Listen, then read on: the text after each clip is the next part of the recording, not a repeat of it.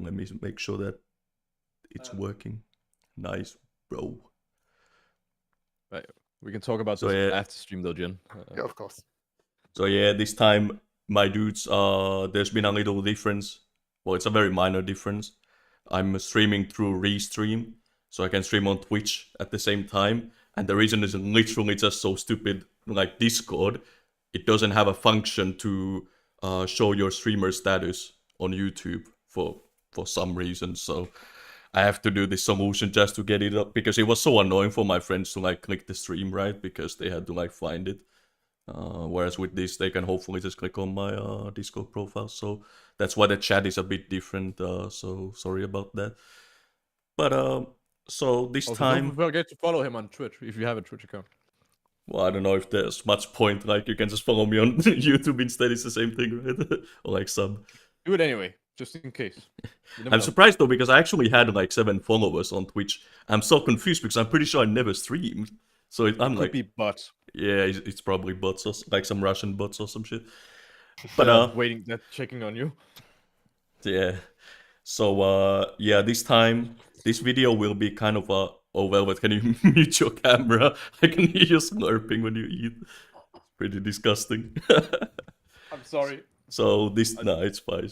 So this time, this stream is kind of an addendum, you could kind of call it, to my most recent video about one of my FF14 analysis, where I talk about the job system. Now, in that video, I specifically say I'm not gonna go into gameplay in this video. And the reason was because, well, it was already like a 20-minute long video, and if I had talked about gameplay, you know, it would have been just went off the charts, basically. So yeah, I was like, trust me, we will be off the charts, yeah. So I kind of decided, screw it, why not talk about it on stream instead after the fact. So yeah, you can kind of consider this an addendum of sorts. And yeah, so Velvet, you are the one who wanted to talk about it the most. So what would you say to you about FF14's gear progression? What is the biggest downside or positive, whichever you want to choose? That's a big can of worms. I could almost ask you guys the same question, but let's try and hold on to this question you just asked. That's right. And then like each one of us answer it. So I'm gonna start off by trying to answer that. My personal opinion on it is that the positives of it is that it completely negates the possibility of, or not possibility, but like not negates, like, well, it reduces the chance of arguing about what is the best, and it kind of like almost sterilizes the community in a way, so that you don't have to like overthink too much. You don't have to like deal with like an excessive Reddit thread that like goes through 10 trillion things about mathematics, right? Yeah. As opposed to like, let's say, I don't know, Diablo as an example, or Warframe, whatever. Like any other game with like high complicated gameplay customization. The negative, of course, is that when you are me, and you, Jin, and Baker, who has played this for a very long time, and like definitely is not shit at the game, apologies to anybody who is still new, it gets really boring. Because literally you realize that all you have to do is know how to say 2 + 2 is 4. Yeah, it's very cyclical. Yeah, it's basically the same shit every time. There's not. That is my answer to that question. I guess, like, Jin, what is your answer to that? Sorry, remind me of like what the base question was again. Baker. The biggest pro or con that you think about F14's gear progression? I'd say the biggest pro coming from some other games is the reduced influence that RNG has over acquisition of gear. Because like, while I believe they actually phase this out, there's the good classic World of Warcraft meme of Titan forging, which is like, oh, randomly your gear piece you get just can upgrade and be better. Oh, right, that shit, yeah. Or, you know, having to go That's through... so annoying, man. Yeah. Or like, you know, if you need a piece, say like, oh, I need these boots. These boots will only drop from this specific boss. And, you know, well, just hope you get it. and you get it on that boss. Yeah. Well, I would say.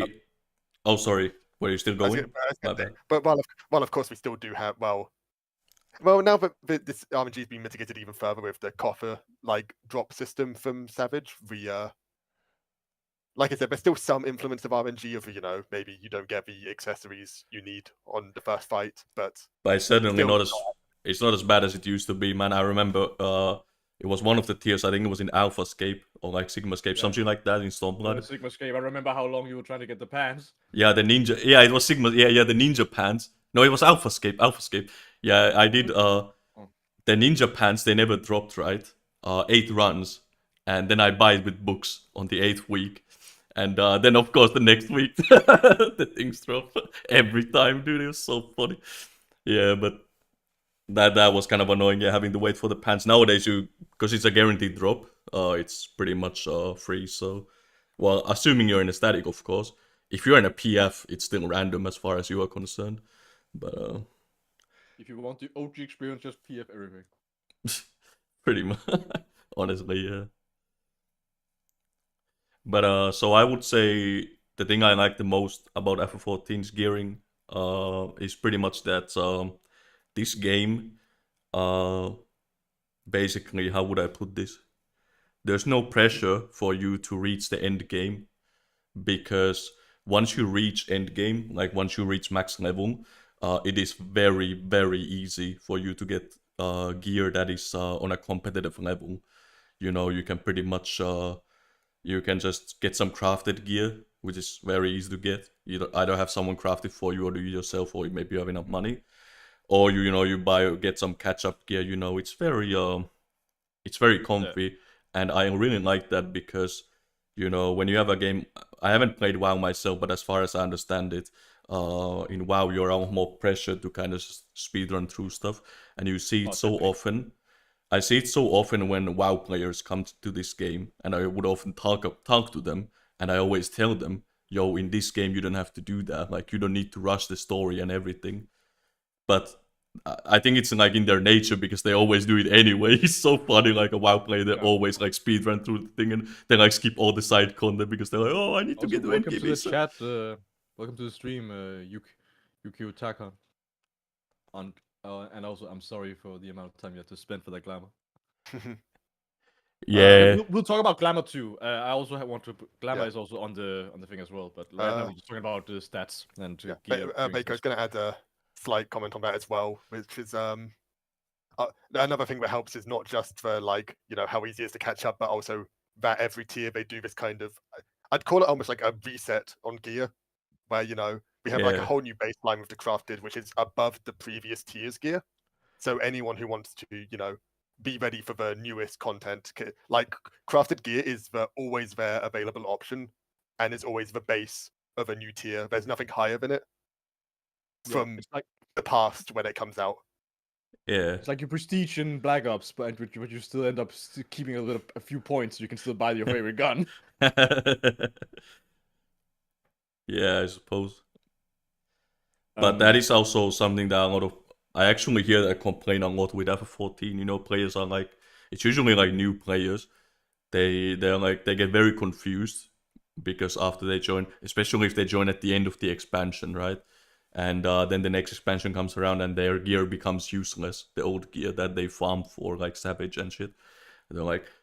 They complain about it. Like, oh no, what is the point of Savage if that gear becomes obsolete? And to be fair, that is a complaint with MMOs in general. That if somebody goes in an MMO and doesn't understand that's how it works, I mean, I'm sorry, you're dumb. Well, that's a bit blunt. I mean, there are some fringe exceptions that do break that rule at least, but it is the commonplace for the most part how gear progression works in the style of MMO that FF14 is. Yeah, I never had a problem with it personally, so I don't know. I don't play other MMOs too much anyway, but yeah. What? I was in no rush to gear up. Oh, I see. Well, don't worry, Yuki. There's a lot of players who are basically new to the game, and the gearing system does kind of confuse new players a lot. Yeah. But it's like a thing where when you do it one tier, it becomes basically like muscle memory pretty much Yeah. there, because it's the same thing every time. So I will say though that one thing that definitely does contribute to the confusion is also the fact that we have a few systems, like combat systems, that are completely outside the main game, i.e., Eureka and Boscia, and maybe something else or whatever they came up with. Like depends on what they do with the relic, right? And sometimes people like to casually mention that on the side, and then like imagine like you try to explain to a new player, oh yeah, now you just pick whatever is the highest item level, except if you go into Boscia. Like, okay, but they don't know what Boscia is. true. Like when they hear it, yeah, when they hear it, they kind of think like they kind of, if you literally said that sentence I just said there to a new player, you would probably trick that player into thinking that Boscia is like, the current end game, even though it's not. Yeah, I see what you mean. Yeah, it can definitely throw Yeah. people off. Yeah. But also, of course, if you're new to a game in general, it can be overwhelming in general. But I'm just gonna put something really bluntly here, and I think we can all agree on this for certain, is that if you're leveling your class, the only thing that matters, higher number, put it on. You don't even have to look at what it does. Just higher number, yeah, you should probably put it on. And I don't know. I just think it gets stale. Like I'm a little bit. I guess it's also because I played the game for so long, so I kind of don't. It doesn't activate dopamine in my brain anymore when I get high item level. All I see when I think all of us have BIS so many times now that like it's just I don't give a fuck. I think maybe the only thing I still get excited about is getting the weapon, like the savage weapon. Otherwise, I'm like, yeah, I don't care. I don't care. I don't give a shit. Yeah. And then on top of that, at the super high end, right? Speed clearing, the or like speed running, speed clearing, whatever. BIS does change, but it's this circle jerk of pass runners, right? They like to try and make it sound complicated, when in actuality, literally all it comes down to is like how fast your GD is most of the time. It's like how fast your GCD is and knowing where stat breakpoints are, and then Yeah, calculating the least amount of wasted substat. yeah, and granted, that may sound complicated to the chat, but I promise you that this is really simple. This is literally all you just need to understand. Okay, how many seconds does it take for my thing to rotate around on my timing thing? But the GCD, how fast does it rotate around? Okay, how many did I lose if it goes this fast? How many do I gain if it goes this fast? And that's it. You don't have to. That's all you have to figure out. And even then, for what? For what? For getting a golden pass on on an external website that isn't even recognized by the developers. Well, Like, skill speed, it does kind of. Sorry, I was kind of looking up go something on. OBS related, but I don't know if you mentioned it. But yeah, skill speed slash spell speed, it does have an impact in a way that like it's on some very specific jobs, but on Oh yeah, of course. some very specific jobs it does have an impact, like Gunbreaker or what's another one? Well, actually, it's funny because a lot of jobs like Ninja or Dancer, the impact of skill speed is literally I don't want any of it. Like it's literally zero skill speed. Or you want like a 0.1. Yeah, or Yeah, something and like that. And yeah, well, then the only job that really like truly actually two that benefit from spell speed are Summoner and Black Mage, because they both have basically like a real intrinsic gain for having more spell yeah, speed yeah, besides yeah, attacking faster.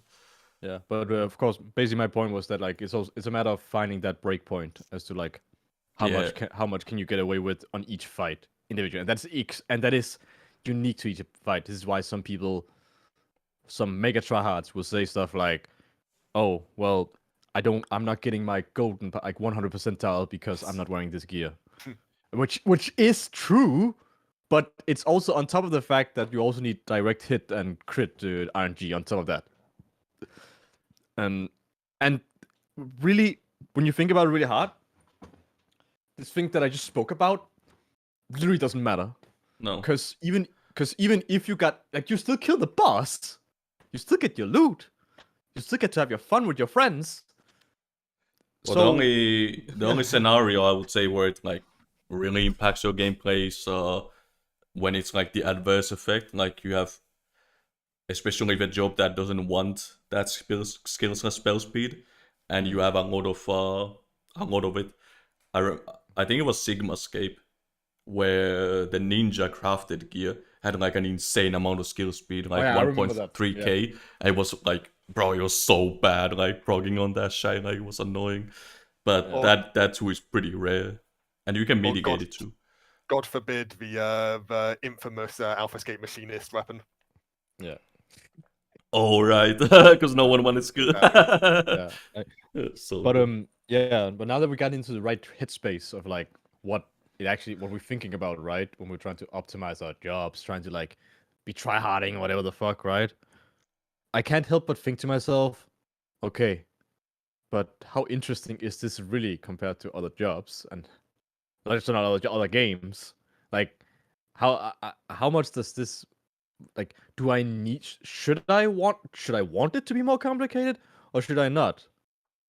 And it's like kind of like the infinite dilemma, right? Like, because in some way, you don't want to overcomplicate it either, because the opposite of this that I'm describing of like having a very simplistic gameplay, in terms of like high-end optimization, is like the opposite of this is like extreme, like say Diablo or Warframe, but like I wouldn't even, if I were to describe a build in Warframe, we would be here for like an hour, most likely, because there's so many complicated systems that stacks on top of each other, all right? And just becomes even more overwhelming, right? We don't want to go into that direction either. Well, I touched on this in my video actually a bit, even though I didn't go into gameplay, but I touched on it still. But can you still explain nonetheless, what is the positive of having limited customization? I mean, for you it may be very obvious, but I just wanna, like, for the sake of the audience. Well, for the sake of the audience, I would say like the benefit of it is that it actually is very digestible once you actually get a hang of it. I actually dare say that you just need to be present for like two savage raids and like be actively raiding, and I definitely would think that actually you become turned into a decent player just for being an active savage raider for 2 tiers, because like you don't have to think about that much. Keep in mind, I'm saying decent. I'm not saying you're gonna become fucking world progger by this, but I'm very, very confident you will become at least competent in the job you're maining. Unless, of course, you're a leech, one of those fucking leech on Party Finder that I kick regularly, and blacklist whenever I do Party Finder. So that's one, and the other is well, it's kind of tied to the same point, but this is one thing I bring up in the video is balance. That when you have less customization, well, I basically explaining like this. If we imagine that there are all these ways that the players can interact with the boss or like the enemy, right? That's already a ton of interactions between them. But then we also add like all these complications of how, if we add like skill trees and all this stuff, then those things will also interact with each other and between players and with the boss. And it just, at some point, the amount of interactions just goes so like through the roof that you can't even balance it. Like, you just can't. So just forget about it.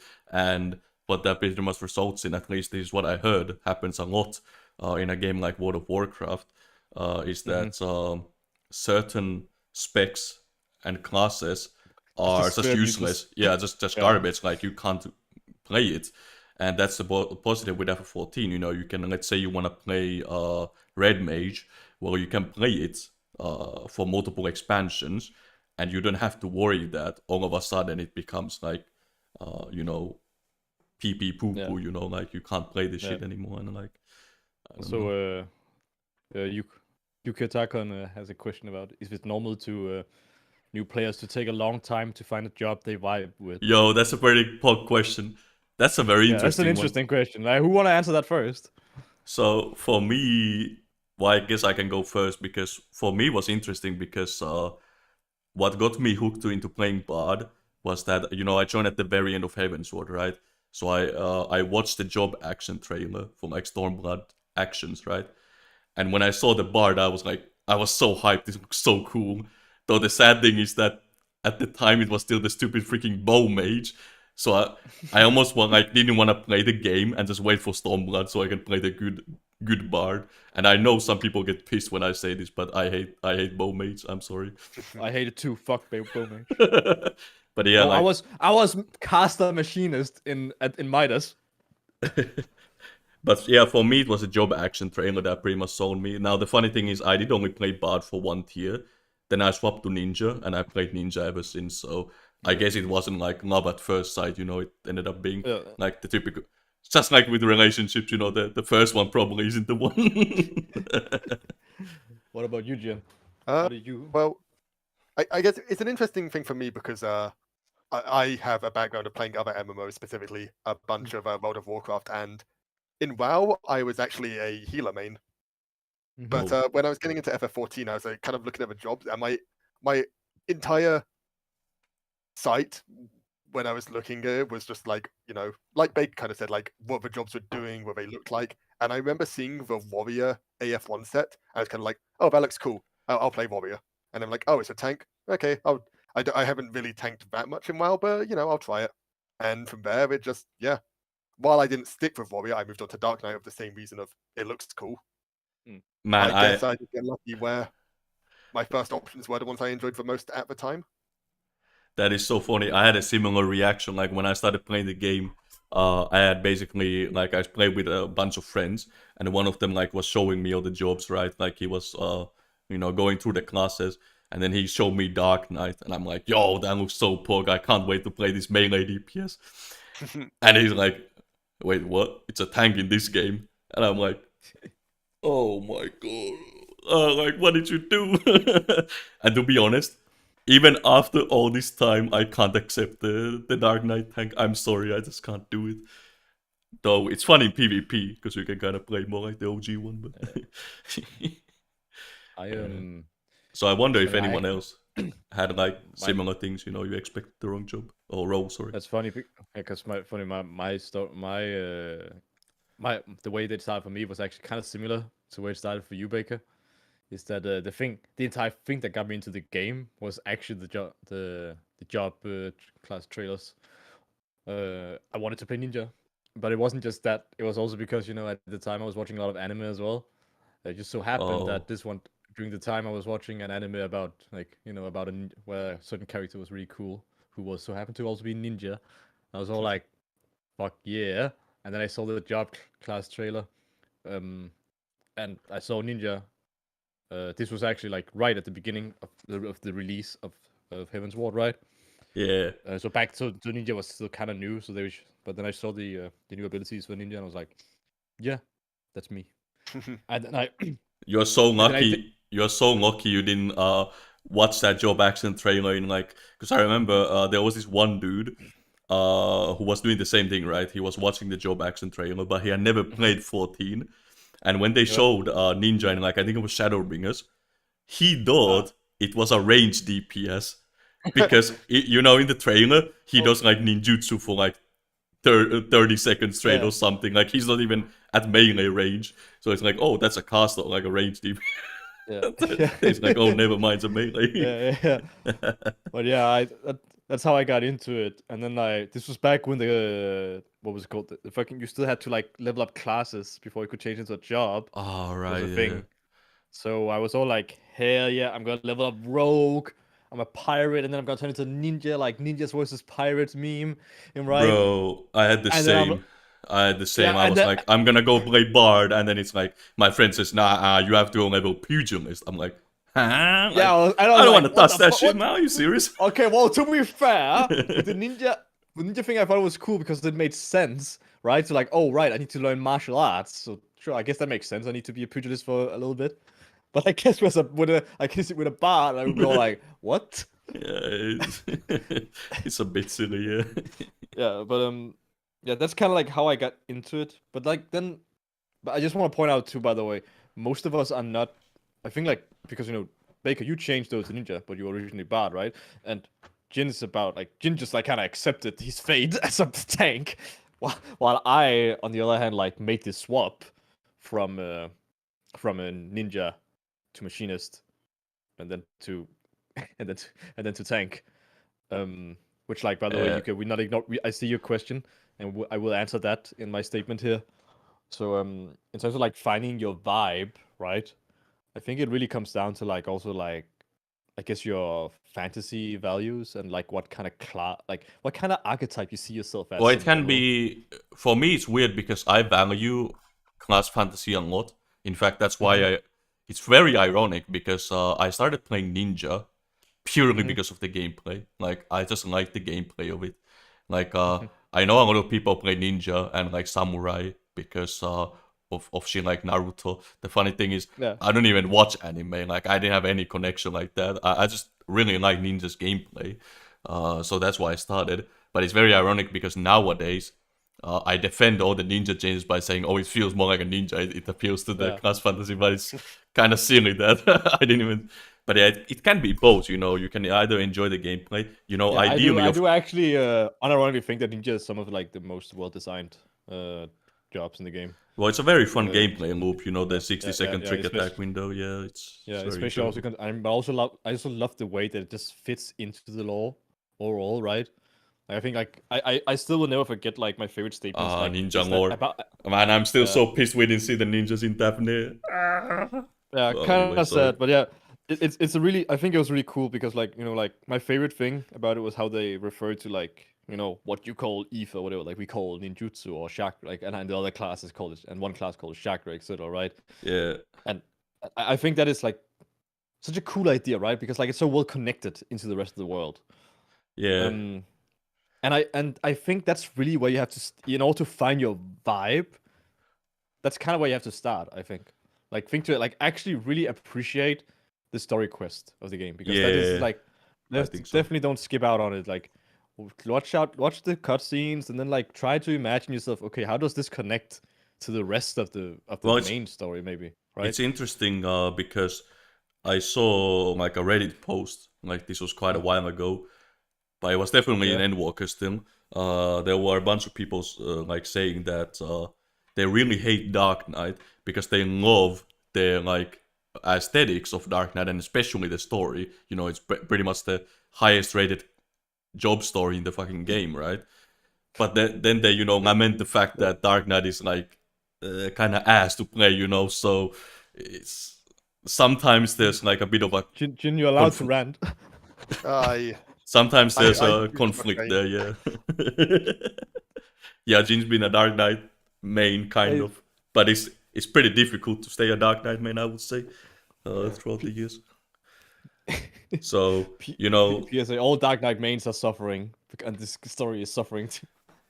But yeah, sometimes it can be a bit sad like that. I've been kind of fortunate that my main job has never been kind of changed too drastically. Like, I've always enjoyed Ninja's gameplay. So right. But that's kind of like how you find your vibe, Yukio. But I guess to answer your other question, right? So his question was: has there ever been a job you did well at, but when the next expansion came, you performed poor? I was okay with Red, RDM to Endwalker. I mean, I have lots of stuff to say to this, but I think I'd like Jin to try and answer this one. I wouldn't say it's a case of it changes and I start performing worse at it. It's more it changes in a way where I don't really like the changes they made. They went for like a massive work. Yes. Like as we were kind of implying, there's a big one where the current version of Dark Knight compared to how it was when I started playing it back in Heavenswood when it came out, they're mostly honestly different jobs. It's interesting. Can I point out something? It's really interesting when you think about it because it's the same thing with Machinist and Astro. Like all the Heavensward jobs was just completely changed over the years. It's so funny to me. I don't know why, but sorry, I just wanted to mention that. Yeah. So there is some struggle there where oh, I'm enjoying this thing, and then they start making changes to it, and I was like, oh, Mm. these changes make me enjoy it less, and That happened to a that lot of. Yeah. Oh, sorry, I that's the didn't. main downside that we see from this. I was gonna say that really happened to. I think a lot of people can relate, because it happened to a lot of people on this expansion with Summoner, right? Because a lot of people enjoyed like the dot aspect of Summoner, and while I think it was the correct choice, because Yoshida said like from the very beginning for Memory Bond they didn't want it to be like a warlock copy paste. They wanted it always to focus around summons. The problem is that Realm Reborn, like the pet AI was so scuffed they couldn't do it like the way they envisioned, right? So it was definitely the correct choice to move it from that and be more like a summoner. But it still upset a lot of people because they got used to like the having like a dot based class, and it kind of sucks because we really don't have one anymore.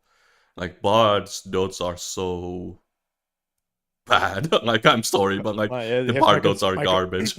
my conspiracy theory being that maybe this was planned all along. The next job, the Beastmaster, is gonna be dots only. Yeah. But yeah, But I think a lot of people can relate in that sense.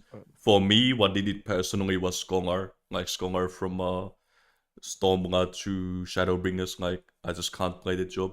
That's why I'm so glad they added Sage, so I can just play Sage instead because I just can't go back to Scholar. Like even though the Endwalker changes were pretty nice, I'm just always reminded of what it used to be, and I just can't do it. It's not the same job anymore. And it was interesting because in Shadowbringers I saw like a lot of players who started in Shadowbringers. They said like, "Oh, I really like this version of Scholar a lot," and it kind of makes sense, yeah. Like, the new players come in, they enjoy it, and they necessarily. But then you have like the old players who are kind of maybe resentful is a bit too strong, but they're like bit like saddened, like it's not what they used to enjoy. So I have I have lots of statements about that actually because out of all of us here, I think I went. I went through the most main changes. I think. Oh, actually, no. Me and you and B-Big, I think we've changed main the equal amount of times. I think. well, I pretty much only changed once. Oh, okay. Well, I've changed main a lot. Then, because I originally was I was ninja main, at the beginning of Heavensward. Pretty shit, but I got better. And then when I finally got better, it turns out that nobody wanted a melee because like the melee statics, like the places to look for statics was saturated with melees. So eventually I just gave up and changed over to machinist, which to be fair, I didn't regret because even though I do actually straight up fucking hate caster physical range, but I was pretty good at it. But like I don't know, like I was apparently good. Also I was told. I don't know. It could also be the standard was really low, but Wow. but yeah, and then I stayed that for like half a year, and then I eventually I changed back to ninja. But the only reason why I changed back to ninja was because I wasn't allowed to play monk. I wanted to play monk instead. No one would play monk then. Yeah, I wasn't allowed to play monk in creator because the static I was in, they already had a monk that was a lot better than me anyway. So I just thought to myself, well, I mean, there's only logical, right? Like, let him stay a monk because he's better than me anyway. But then as time passed by, I eventually started tanking. And that was pretty interesting, right? Because the way I kind of discovered that I would actually like tanking was through Parks, through Party Finder, because I wanted to get those mounts, and also like I don't know, I just kind of realized that this shit is easy. So I just picked it up, right? Like I kept like I had tricked myself into thinking like, oh, tank requires big brain. Tank is main character. Tank is protagonist. They have to deal with the hardest shit. And then I do it myself in Party Fight, and I'm like, why so many people idiots? I thought to myself, right? And that's when I eventually slowly transformed into it. But I was still I'm still DPS at heart, honestly. I think if I was given the opportunity to like just stick to DPS, I would stay DPS. And the thing that really made me realize that was Stormblood. I had this really weird thing is that I was begging and hoping that the ninja ley lines was gonna work like ley lines, and that I was allowed to move inside them. I And still wish that was they not- changed that, but yeah. Yeah, But and it didn't happen. So I changed over to Dragoon when that happened. On Stormblood release, Dragoon and Stormblood release. Yeah, which the was 4-Eyes mega Dragoon. god. Well, actually, it was no, mega this is shit. hot take, but I actually like 4-Eyes Dragoon more. Oh yeah, I like that too. That wasn't the problem. There was just potency values that was shit. Yeah. Yeah, which I just stayed shit for a long time. And then like finally when Static broke apart, I just changed tank main. And then I've like cycled through every tank ever since. But yeah, to go back to the question, if you're Yuki, if you're struggling or anyone else watching, like if you're struggling to pick your main, you can consider it from the viewpoint of like story or like casual way. You know, like which do you wanna imagine in your head? Kind of like I actually have my Warrior of Light change jobs every expansion. I really enjoy doing that because it gives the story this kind of, you know, feeling that the Warrior of Light is always kind of adapting some new profession, and it gives like a fun little, like, for example, Technically canon from the trailers. I suppose They're always maining the new job.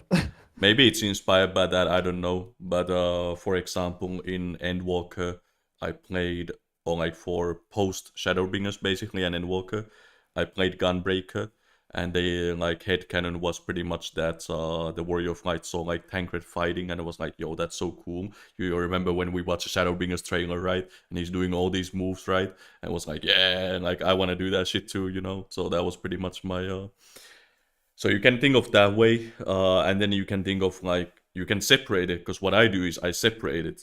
Like then I have the one I play the game on, and well, like the gameplay wise, like rating wise, well that's a bit more complicated, but you can still kind of narrow it down by basically just try First of all, you need to find the role that you want to do. First of all, you know, you want to tank, heal, or DPS, and from there you can further narrow it down. Like healers, for example, you can like, is it shield healer or regen healer and so on. And basically, you just gotta play a bit like just pug like some of the easier savage fights, like first and second fight. Especially if there's like a striking dummy. I don't know if there is one in this tier, but basically something that has like full uptime.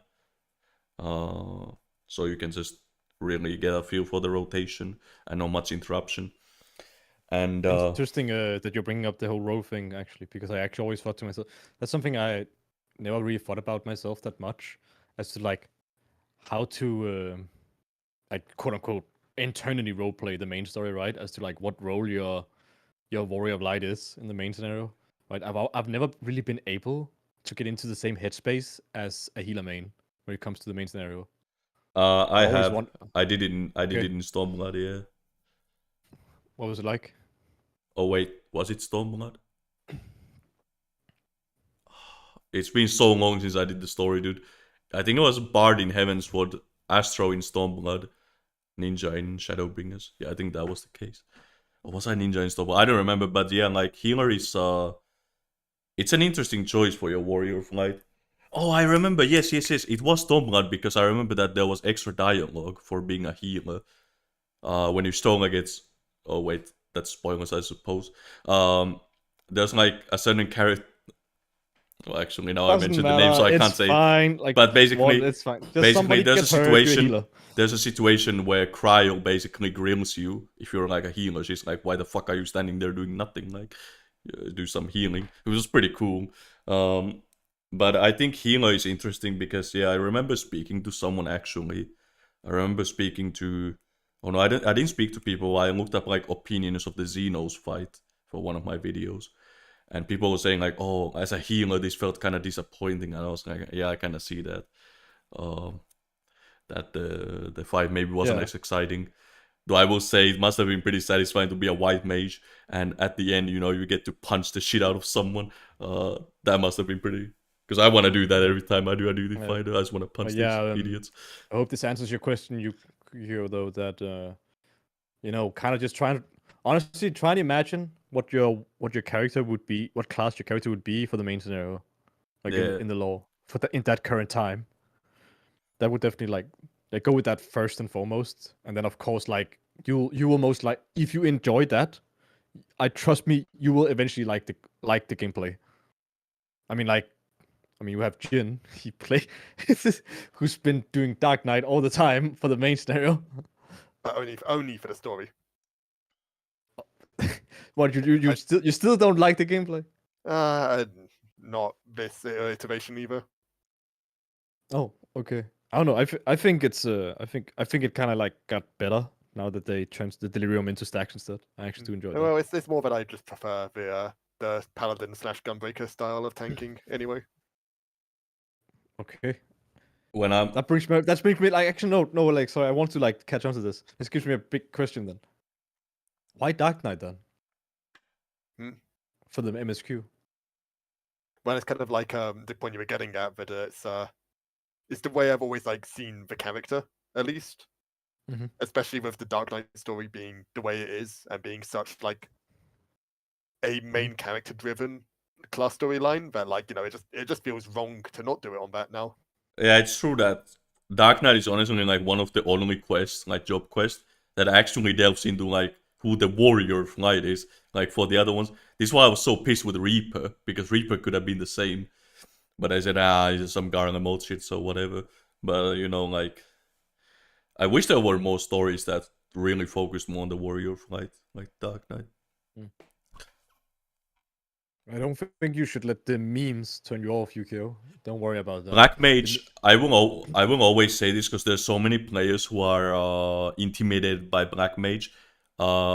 Maybe it's just because I played it for so long, but if you want some comfort, the last time I played Black Mage was in Sigmascape in 2018, and I picked it up again in Endwalker. So there's been 2 entire expansions in between, and I still did play like actually pretty good on it. Like I don't know, like Black Mage is not that. Think about this job, right? It has like 4 buttons total. It has the lowest CPM. You're still a range. Like it has so many benefits, and sure, people say, oh, it has so little mobility. Really, in Endwalker, like you have so many instant cast options. Just don't press them on cooldown like a chimpanzee, and you'll be fine. Like it's not. I personally don't think like if you enjoy Black Mage like aesthetically or gameplay wise, just go for it. And it might. I do admit that one really big problem, like huge problem with Black Mage is that it's honestly one of the most awful classes to level up because it changes like constantly. It's fucking annoying. But I think once you reach like level 90, you should find it pretty smooth gameplay wise. Just bear with it until then. I mean, I'd honestly say the breaking point for Black Mage at least is the level 60 is when the class actually unlocks. Yes. But they thankfully have also made a lot of like low level changes that really help it out because man, that class was something to level up. Yeah, it's definitely a lot better in Endwalker. But so stay in there, so don't keep going with be it. yeah, exactly. Don't be intimidated by like these memes. It's most of the time either people are just garbage at the game, or it's like exaggerated memes basically.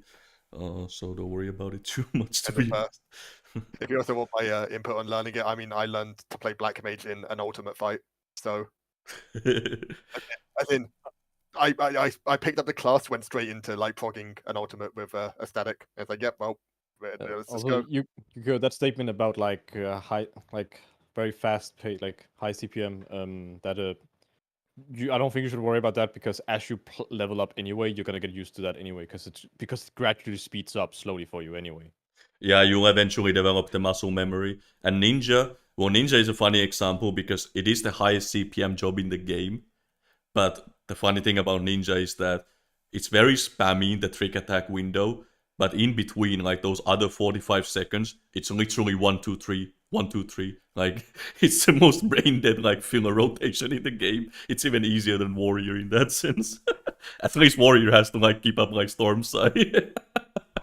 Well, actually, I guess Ninja is hooked on my bad, but yeah, and even then, whatever. And even then, like, I don't think you don't have to worry about it too much if you're not planning to raid anyway. Yeah. Like if you're just gonna do casual, if you're just gonna do normal mode, and you're just gonna do like roulettes and like literally who cares? Or what's the worst thing they can do? Oh, say you're bad, and you just report them. Yeah. Yeah, it's not really a problem unless you do like even the early Savage fights. You know, you can limp through with like pretty poor performance and stuff like that. So. Also don't mention mudras in chat. You're gonna get banned. Because I think all of us in Vega, at least we have a very very.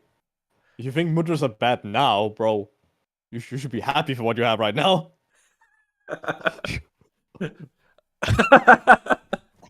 Oh my god. I swear to fucking God, like, you think mudras No is way. bad right now? Like, no fucking way. Like, dude, I'm just kidding. I'm just messing with you. Like, Yeah. don't take this personally, but for The real thing though, about mudras is that it is kind of annoying to learn it at first.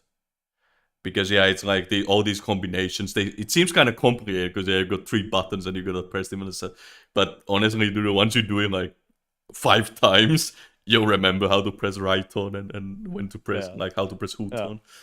So don't worry I about will it too much. say though, like there is definitely like the option to flex on stream, like using the alternative combo for certain abilities occasionally. You just I saw- alternate your icons.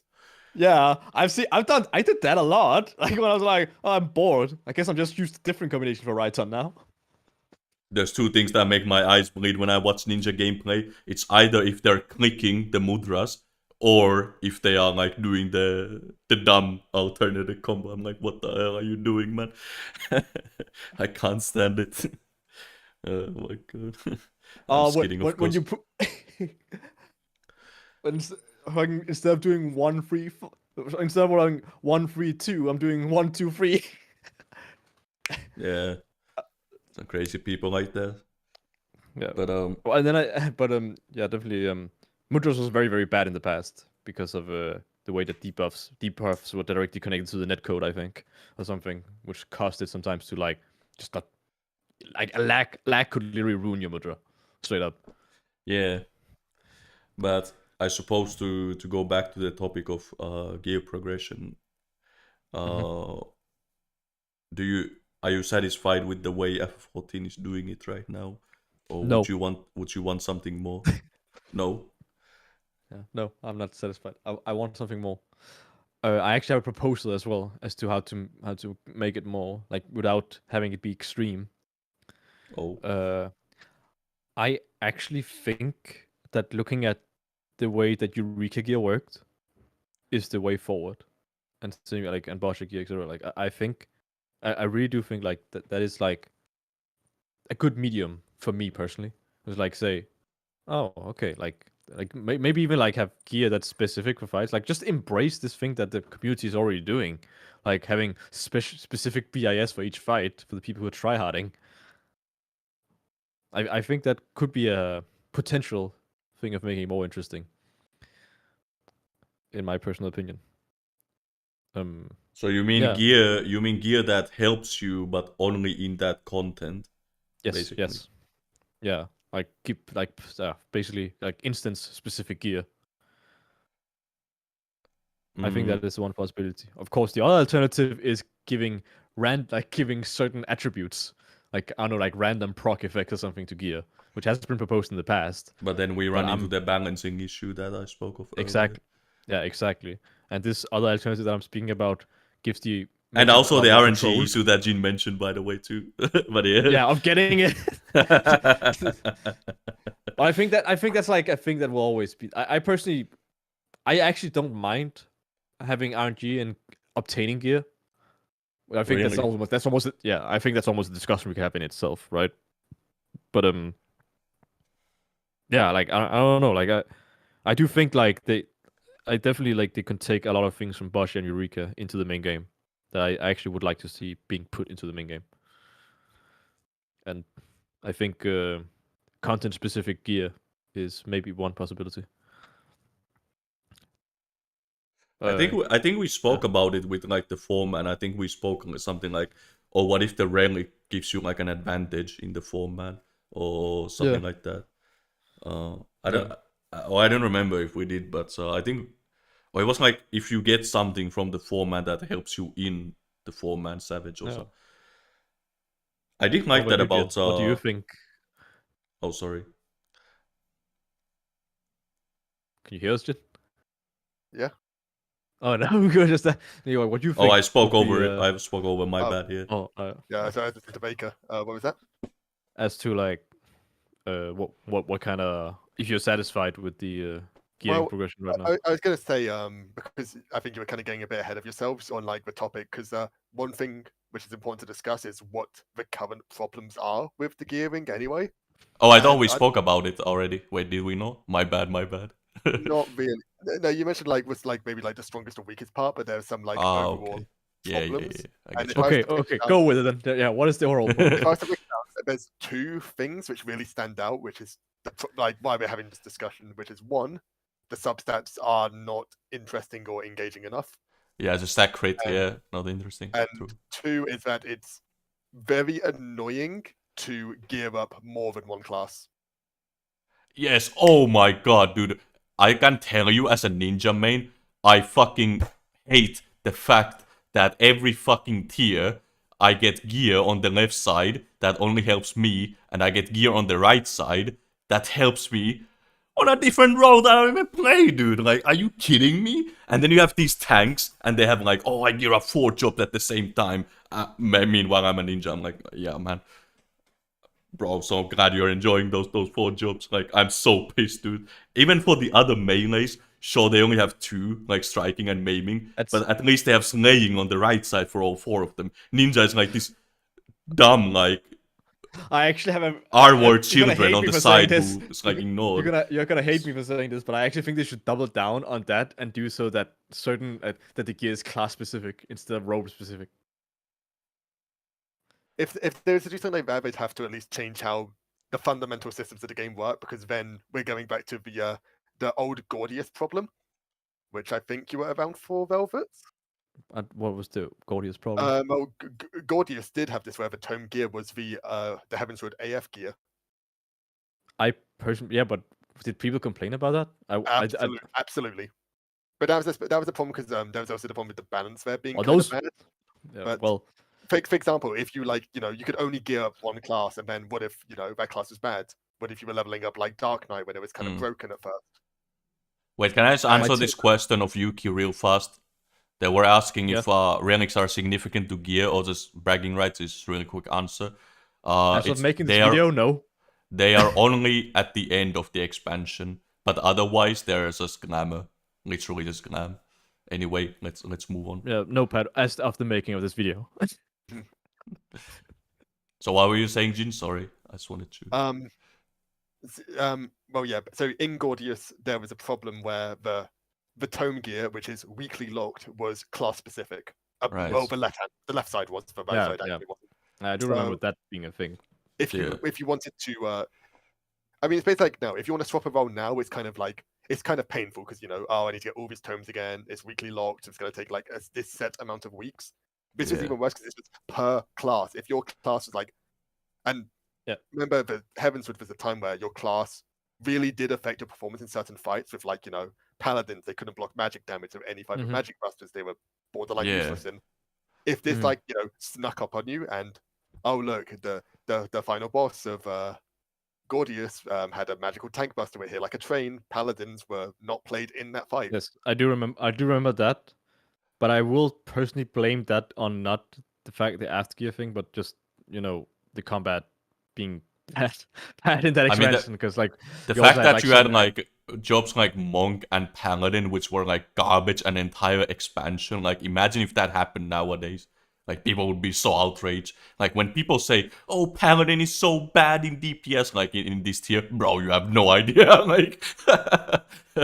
Yeah, but here's the thing, though, right? Is that people are gonna end up finding those issues anyway, eventually. True. People always nitpick and bitch about things. So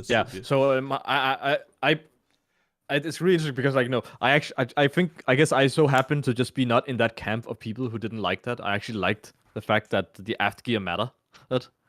In fact, I actually find it preferred. In my personal opinion, changing class, in my opinions, like outright like changing role or job or anything, right, should be like an experience in and of itself. In my opinion, I think it shouldn't be something you just like casually say, oh well, I guess today I'm gonna use a gun. Like I don't know, it doesn't quite, this is really a personal taste matter, I think, in terms of like what I like about RPGs in general, and I do personally think that like it should be kind of like considered a big deal if you are like changing job instead of it just being like I press a button. Okay, there you go. Now I just spent 5 minutes at the dummy. Okay, there you go. I can now get 100% tile. But also just to add on, and while this is probably obvious to you, Velvet, that if a change like this was to take place, they would obviously have to compensate by making the gear more interesting or even obtainable if it was to be separated from everything. Yes, of course. Like I know I'm speaking a bit. Well, that's a Like good thing. We have things like Eureka and Basha and like the next maybe whatever that's gonna be to experiment with that.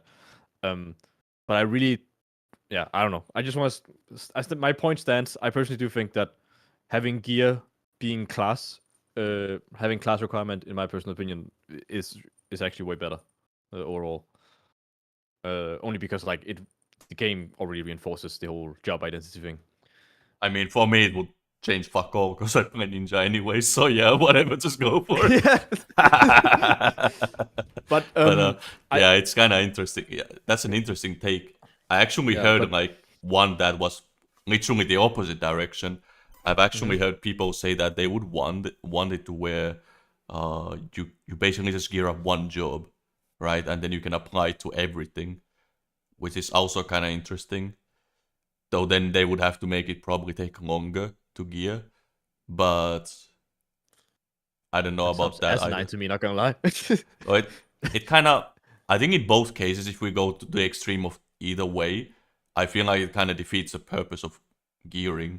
Oh yeah, of course. Like I do agree with that. Like I'm not, I can see like the value in like having certain things being like a character universal. Do you mind if I elaborate? This came up specifically because of the recent like shortage, like everyone's talking about it right now. Apparently, like the shortage of healers in content, especially like higher end content. That's an entire discussion we could have. So I see better to go into the reasons here. But basically, yeah, people don't play enough healers, and people are like proposing solutions. And one of them was like exactly this solution. Yeah, just make all the gear the same. Another one was make the healer gear cost like half of everything, which was kind of like, well, I don't know if that's gonna fix anything. I mean, then people are just gonna feel like, oh, I have to play healer because it's so easy to gear, right? So I don't know. I mean, it is an interesting thing to propose because I mean, I'm in a situation where I can heal, I just can't because I don't have the gear. It's a kind of annoying. Well, you can, but there's kind of an issue where if you go heal with crafted gear and everyone is like max item level, you kind of have to do more, right? Because your heals are less effective, but they still have more health.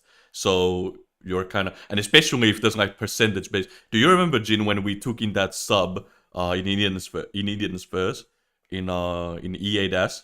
And in the ads phase, everything is percentage based on the ads phase, right? And this healer sub had crafted gear, everyone else had beast, and they were struggling so bad to heal. It was so funny, but it's like, yeah, that's really interesting what you're bringing up because I'm thinking to myself like, but how many people really are like you guys who can heal but does just not have the gear? Because I can rebase the question like, is it really about gear? Or is it just about people just don't want to play it? Well, that obviously is a factor, but it adds. I think another reason why there is the deficit is because also just the time investment it takes to get the gear. Yeah, it's like people don't want to play healer because they have to gear healer, and that takes time. And what if they gear it and they don't like it? Well, then they just wasted their time. I will say that it is nice that we do have content where gear doesn't matter. Like we had Bosnia, and we have in this expansion still the Unreal trials, and I guess the old Ultimates too, where you can just kind of go in and enjoy it without having to work. That's why I love Unreal. In fact, it's so funny you mentioned this because I heal in Unreal trial a lot because I can. Like there's no downside, but. Yeah, maybe this is why I was so sad that because I was hoping the 4-man dungeon would be like this as well, but sadly it's not. So I think I wonder if that could be a potential solution too. Just have more content where gear doesn't matter. I mean, you can still keep the gear thing for like Savage, but yeah. I'm sorry I have to interrupt, but chat Yukio is asking an important question, and my answer is really simple. Yes. Why shouldn't it? Should all our wait? What's the question? I can't All read from this artifact phone. gear from should all artifact gear from all expansions be put into the armor reach? Oh god, yes, it's so annoying, man. If you wanna get AF gear from Stormblood, have fun, and you wanna dye it, yeah, just go grind some animals for 2 hours. It's so stupid, man. Or at least retroactively change it to the Endwalker system of, well, the Shadowbringer and Endwalker system of, there's a merchant who gives it for free. Yeah. But yeah, anyways, it's really interesting you brought this up, Jen, because it's kind of opened the entire world for like an even bigger problem across the entire game that is like unrelated to gearing, actually. Yeah, in a way, almost, I think. You mean with incentive? Yeah, like incentive as a whole, as to like, and also like how much should you control the player base? Like how much should you attempt to like try and lean them in a certain direction? Well, they already do that kind of, right? Because they have like the tank mounts and the tank achievements, right? Yeah, and those are to encourage tank. It's interesting that it's so confused. It was so confusing for me as a new player why Conjurer gets a mount, but that's because when Realm Reborn released, apparently no one played healer, so they wanted to like encourage people to play healer. Oh, here you go, this cute unicorn mount. I don't know. Maybe now they need to add healer mounts instead of tank mounts. I wouldn't be surprised if they do it. They probably will now. Maybe, but, yeah. Yeah. Back to the whole gearing thing. Oh, sorry. Can I just mention another proposed solution that used to be back in the day? I don't know if this is the case anymore, but it's interesting that the numbers of like DPS players to tanks and healers is such that if you made light parties be 5 players, so you add that extra DPS player in there, it would actually balance it out. Or that's how it actually at least used to be. I haven't looked at those stats in like 2 years, so I don't know if that's the case anymore. But that's potentially. But then they would have to rework a lot, so I don't know if it's worth like the investment. But well, I don't know. I feel like I'm just gonna repeat myself by saying that it's really curious because like I kind of just want to say I want to make gear more interesting, but I can keep proposing different things, right? And it's also a matter of like what is viable, what isn't viable to do. And what aligns with like the developer's vision too, because and not to mention like if I'm even thinking about the correct problem, right? Or if I'm just gonna start a new one. Well, I would definitely say like my personal gripe still just is the fact that it's kind of hard to like remain invested without change. Yeah. Well, I think I've kind of reached the point now where like I need change for the sake of change. As weird as it sounds. That's kind of the constraints we're working with. As I said, if we're taking the developers like mindset into account, that the gear has to be relatively easy to get each tier, and it needs to be where we can keep balancing these fights easily. I think those are the 2 main points. So those really limit it down to where, well, they can't do much. They can only do stuff in optional content, mainly, which is what they did. I actually enjoyed Bozia a lot because it had like the haste gear, which was just really fun. For example, I love Reaper at 2.1 skill speed. It's really funny actually because it aligns perfectly. You get the extra. At that level, by the way. Yeah. Not at 90, I wouldn't. Yeah, probably not. Yeah, but so stuff like that is very interesting, and I wouldn't be opposed to it if they keep doing it inside content. But since we're not getting like an equivalent of Bozia this time, like I don't know if that's gonna be the case necessarily, because Deep Dungeon doesn't have gear, right? It's just like the ether pool thing. So it's just the ether pool, Actually, I also came to think about another thing is that like I do kind of think that materia should there should be more to materia, in my opinion. I really do think that materia is very, very underutilized in terms of like, I mean, you could do so many cool things with it, right? And they have in the past, right? Like if you remember, like the open PvP materia was literally a thing where like it reduced the time when you were stunned, reduced the time you were silenced, right? Right. Like it's literally just move around a few numbers, like see what you can come up with interesting ideas with that. I think that's honestly a very interesting angle to approach it from, I think, though, because materia is kind of a weird problem at the moment where it's kind of like It's just money. there for the sake of being there. It's kind of like, as you said, it's like a money sink basically for like patch day. Like, Yeah. oh, we need to like have this resource which gets taken out of the economy every time a new gear set comes out because people are overmelding their stuff. Yeah. But other than that, it is just, it's stat improvement. You're improving just the same, as we said, boring or uninteresting substats as always. But if they instead replaced it with like, suddenly materia is now very, very impactful and changes so much, it also fixes another problem with some proposed solutions, which is if we were to look at other MMOs, one thing that they've done to make gearing interesting is set bonuses. Yeah. And which basically, if you have enough pieces of the same gear set from, say, a raid, you get like a special passive effect, which is maybe tailored to your class.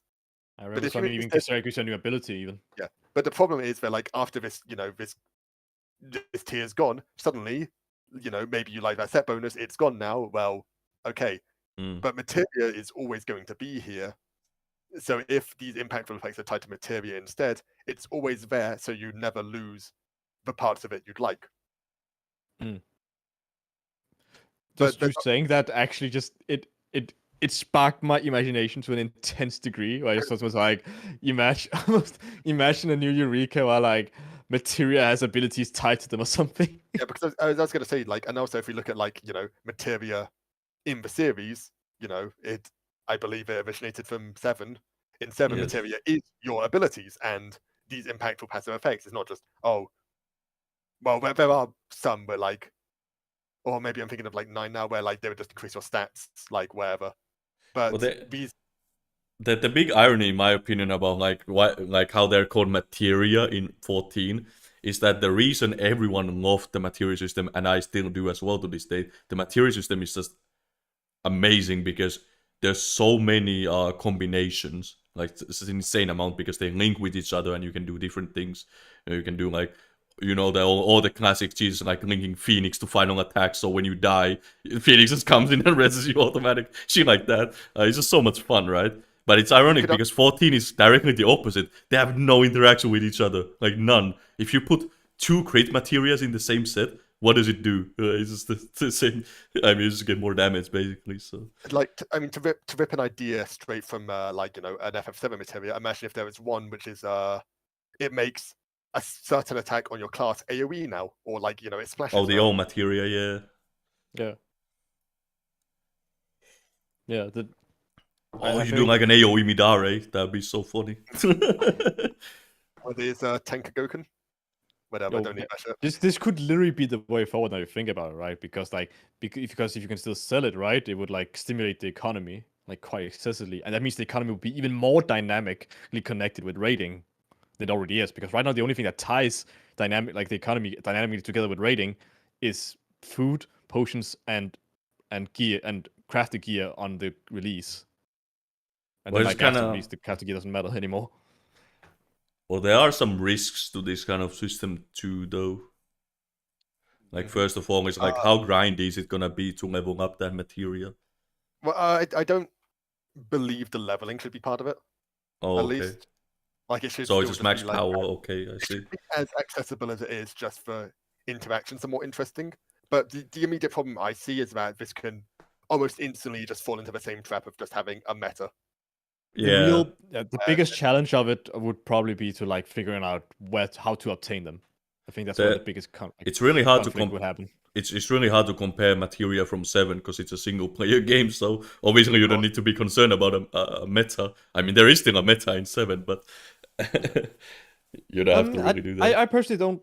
I personally don't really think like worrying about meta is like should be on the forefront too much, unless like we're Well, delving that's into, true, unless yeah. like we're jumping into, unless of course the exception I think should be if we actually have to like take a competitive scene into consideration, that probably is financially viable for the company. But if there's no such thing, then I don't think it matters honestly. Or there, I do think like in some case, like, for me, like in fact in the video I do bring this up. Like one thing really silly about the old like cross classing was that you had skills in there like IR, which is like okay, you are given this illusion of choice, but the choice sometimes comes down to okay, do I want to crit more or do I want to do more damage? I mean, who the fuck is gonna say? Do I want to use provoke on Lancer to troll the group? No, but it's like who's gonna say, "Oh, ew, man, I don't want more crit, man. That sucks." You know, like it was the same problem with like when Stormblood came out. You're like, "Oh, should I take Rampart as a tank?" Yo, what a choice, dude! Like, or Provoke. Like, are you an idiot? Why wouldn't you take that? So No. If we go with this materia idea, it might have the same problem, right? You know, if we have a materia that just makes you do more. If the materia makes you do more damage, it's like, oh, okay, well. Why wouldn't I take that, right? So it's the same. Like coming to a slightly off-topic point with like people were asking like, oh, why if the class is like just the same? Why are there no traits like in WoW? Well, yeah. No. Once again, it does fall into metas, but the main advantage I can see from this is having a separate playstyle in dungeons and raid of AoE and single target. Actually, interesting point now that you bring this up, because I do remember something that I don't know. Apparently this was a problem in was it which one expansion for WoW was it where Shadow Preach was fucking OP? Was it Legion? Yeah, Legion. That was it.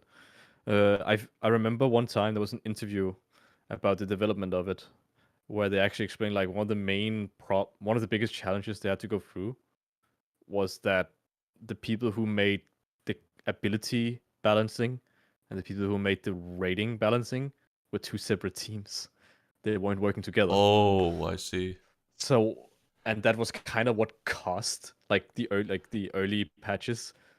It caused certain classes to be like ridiculously OP upon release of the first early patches. Was literally because of that. It's just like well, what's the worst thing that could happen? The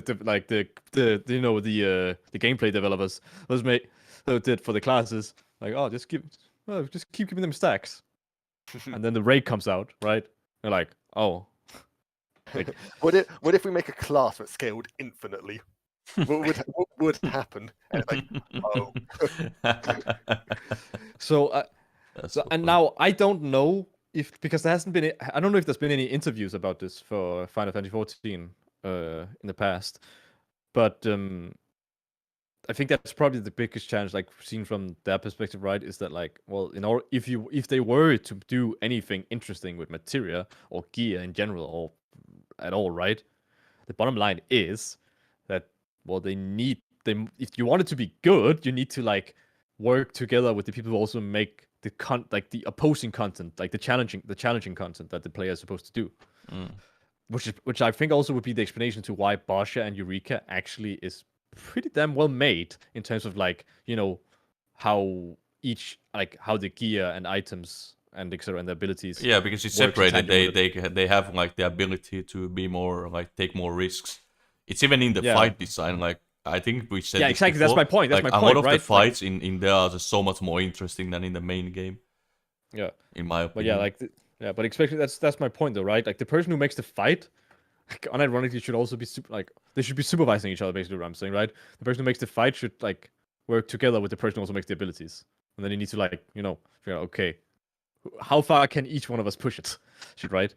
And I think that's kind of like what made Eureka and Basha so great, is because they still.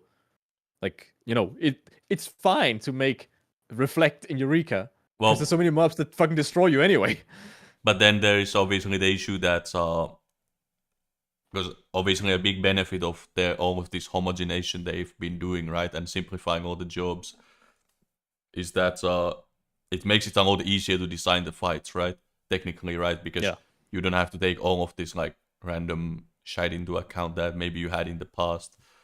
Like O4S is a good example. You know, it had like that whole aggro mechanic, so that kind of heavily favors a job like Ninja. And I can say as a ninja in that fight, I was basically doing the tank's job for them. Yeah. So, but it was a very interesting like situation. But I feel like they don't really want to aim for that kind of stuff anymore, where it's like a specific job can do something. Also, with all due fairness, small indie company joke incoming. No, but with all due fairness, Square Enix also has a much bigger library of franchises they work on compared to Activision Blizzard, so to speak, right? Like Blizzard has very few IPs that they put a lot of development. Like, I mean, to as far as I'm concerned, they're both really big companies. They probably make more than I'll ever make in a month. Well, But, this is but the difference in the library sizes is completely different. Like Square Enix has way more games that they work on compared to Blizzard. well, yeah, but all that matters is how much budget each individual game has, though. So I'm not too concerned about that personally. But I'm just kind of curious as to. I do think maybe something about FF14 that makes it also more difficult to execute is that, correct me if I'm wrong, but isn't FF14 fight design a lot more higher quality, comparatively speaking? I mean, I've heard that in WoW they actually nerf fights sometimes, like as people are progging it, like literally, like mid-prog, like oh no, they found a way we don't like, let's fix it. Yeah, Like what definitely the fuck? true. But I think that's also. But I think that primarily also has to do with the fact that WoW is stagnated in systems. Like they have Oh. like a, like they have that is they felt because like a long time ago they fell into this trap of overcomplicating things, right?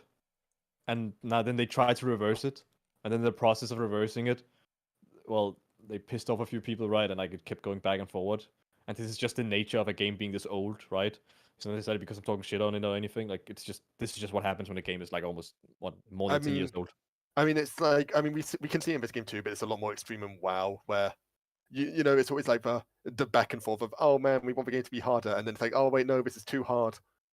Like a good one is like Velvet would know with Mythic Kill Jaden. Oh yes. Like Also, that fight was like so like that was one of the hardest fights that game has ever had, and so many people would complain. It's like no, this is too hard. But outside that, it's like other games. I remember. Well, isn't So that this what one- happened? Isn't that what happened with Heavensward, basically, right? People were like, I heard at least back in the days, like people were like complaining Final Claw was too easy, only took 5 days. So they were like, oh, okay, let's make the next one harder then. So here you go, here's Gordius, and it fucked everyone up. And It's really interesting because then they the next almost fell time, into the same then people said, oh, this is like too much artificial difficulty. Then they said, okay, here you go, Midas. Now you need to actually coordinate as a group, and there's like difficult mechanics. Oh, no, that's still too hard, man. And it's like, sometimes it is true that the players don't know what they want. Yeah, definitely. Like it's true. That was what it was like. And WoW is in a perpetual state of this, where like there's a much like this happens more often. WoW, pretty much. Like Well, I think remember, FF14 gets around it because it has ultimates and Savage. I think. yeah, it's you have- interesting, right? Because WoW didn't always have Mythic. It was because like WoW used to have up to Heroic. I When mean, Mythic- it started with just normal mode until after the Lich King. Yeah, and like FF14 is I am honest. I'm not gonna lie. I'm very confident that FF14 is heading into the same direction. Where eventually, like Mythic just become like not Mythic. Yeah, I'm already calling it almost. Ultimate is gonna become a commodity. Where it's just expected. Where like okay, it's super hard. Well, And then, like it's gonna go. Well, it back and forth depends on the between- developers because at least with DSR, everyone was pretty surprised that it was so high quality. So I guess as long as they keep like one-upping it and making it more important, like Yoshida was already like gloating that apparently the next Ultimate like is gonna be even more crazy or something. I don't remember exactly what he said in like the interview, but like something like, "Oh, you guys are not ready for it" or something like that. yeah. Actually, I have. But obviously, there's a I have limit to take on that. that. There's a limit to how much you can just keep escalate or like Oh improving. no, I have a take on that. I was saying keep escalating it. Don't stop escalating it. Just keep making it harder and harder until like it reaches a point. Well, it's where, not just like, it's it- just it's about just legend. being harder. No, it's not about just being harder. It's like as I said, like it's more quality. You know, Oh, like yeah, of DSR. course. When you look at DSR as a fight, it's very high quality, which is kind of hard to like explain exactly what I mean, but Yeah. production I value, so to speak. oh yeah. It's funny because there's as much as we all love the fight, especially when you compare like the last two ultimates to UCOB. Like Yeah. UCOB in terms of like production value just seems like almost a bit laughable now. And, like, it's like so much like straight up just reused assets and like same concept. It's like, oh, we'll just mash some of this shit together. And Yeah. Like, back in the Yeah. day, it was so impressive. Like, oh my god, there's like this Phoenix cutscene. It's so cool. Now that you see that, it's like, oh, this kind of shit. Well, okay, I'm exaggerating, but it is still cool though. People still love it, but yeah, it's gotten Yeah. better. Omega But, Ultimate. Yeah, I'm so excited for Omega. For sure, for sure. Omega Ultimate gonna be cool. But yeah, I fuck now. I guess we kinda, Assuming, like, of course, it's gonna be Omega. Like, because before Ultima, everyone was saying like, "Oh, it's Alexander next, dude. It's Alexander," because it was Bahamut first, right? Then everyone got fucked up, but it wasn't. Then honestly, I remember after T, everyone was like, "Oh yeah, this is gonna be a Warring Triad or something." Nah, it wasn't. So I wouldn't be guessing. It could be something completely else. Could be Evanlys or Four Lords or some shit, dude. You don't know. Cape But, West. Wait, return of Cape Westwind. The great return of that one guy from Cape Westwind. so what? Also, I also want to quickly run. I want to quickly run back a bit because we are getting a bit off topic again, and I'm Yeah. not sure how long we're meant to be going on for. But another thing in regards to gearing, which they could, it's a bit radical, but they could also take some inspiration from, is something which I know, or at least I think, is something you'd be totally on board with, Velvet, which What's is to take some inspiration from one of my favorite pieces of gear progression I've seen in an MMO, which is the Legion artifact.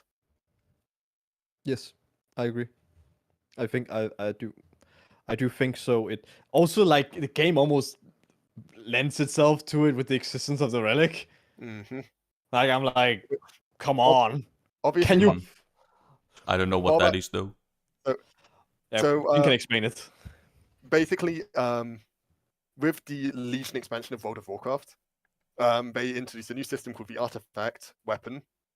It was called the Artifact, right? Yeah, it was called the Yeah, artifact weapon. and basically, at the very start of the expansion, you do like you do your intro quest. You get immediately one specific specialization, so your subclass themed quest to get a weapon, and that weapon is your weapon for the rest of the expansion. Ah, I And see. Right. it has its own lore. It has its own like upgrade tree, which will like enhance your abilities as you like level it up. And while there were obviously some problems with this leveling in its original implementation, Yeah, some subclasses was a bit shit to fucking grind, but well, it was like it was like the whole leveling stuff was it was like based on your spec. So if you wanted to swap, suddenly you had this massive grind ahead of you, and also because it was like a weird. Isn't Not- that? I do have one potential problem with that. Doesn't that kind of run contrary to like the whole like positive of FF14 that you can just swap jobs and it's really well, comfortable? the fix yeah, with of that is course, just what I'm don't saying grind to the same problem. Just don't yeah, what I'm force them saying to is grind. learn from the mistakes they made already, which is okay, so the catch up on other weapons needs to be like very very fast or even non-existent if possible. Well, I guess the Shadowbringers relic already did that, right? The first relic was took much longer, but then the subsequent ones were faster. So yeah, Yeah, they already. Yes. just to do. like Something like that would work. yeah, but just so we understand, like, I don't know if you know how the artifact, if the chat on Baker, just so you know, the artifact gear was basically like a subclass to you. It was like an extra like a specialization within your class. Oh, in I a see. sense. So, like, say for example, you want to be a ninja, then you get the relic, right? And then the way you decide to tune the relic decides what kind of ninja you are. Like, are you an aggressive ninja? Are you a stealthy ninja? Are you like a ninjutsu addicted ninja? As an example, right? But then that doesn't that complicate balance a lot though? If you have 20 jobs and they all have like these micro like things. Well, the way this worked was it was like because it was its own like complete tree where like a tree is kind of the wrong way to put it because like the end goal was you got everything on it. I see. You basically need to like look at this and it's like this is the end goal of the class. Which little extras do we put in here to not completely gimp the base class, but like Oh, not so it's have like this an extra. It's basically untested like an. mess. Isn't it essentially just an extra level up, but just in the form of like a relic? It's Yeah, it's an pretty extra much. level up, but there was a slight customization like aspect to it where you had essentially had 3 slots where you would add an extra like you put in a gem and it would add an extra level to a passive on that tree. So you have very small influence, but influence nonetheless on the system. A good way to imagine it is if you imagine like for example the part when you get to the part in the relic quest in 14, right, where you have to decide to allocate the stats on it, right? Imagine like there are a few extra things you can do to give your weapon permanent buffs. Oh, I see. That is, I think that's like probably like the best way to describe it. But I'm a bit unclear. Can you explain what's the positive? The positive of the whole system, or yeah, like what does it add? Like if it's just another way, like why isn't that extra thing just added as like the final level up? Like when you reach level 100 or something, right? Or 99?